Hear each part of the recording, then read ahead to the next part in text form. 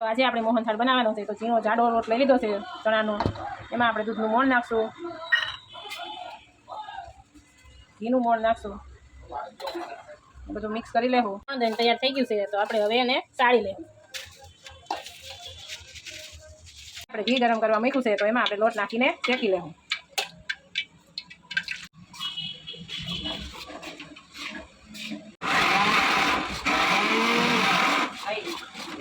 હાલો, આપણે હવે લોટ શેકાઈ ગયો છે. નાખી દે, ડૂબે તો પાણી નાખ. હવે આપણે સાણી આવી ગઈ છે. એમાં શેકેલો લોટ નાખી દે.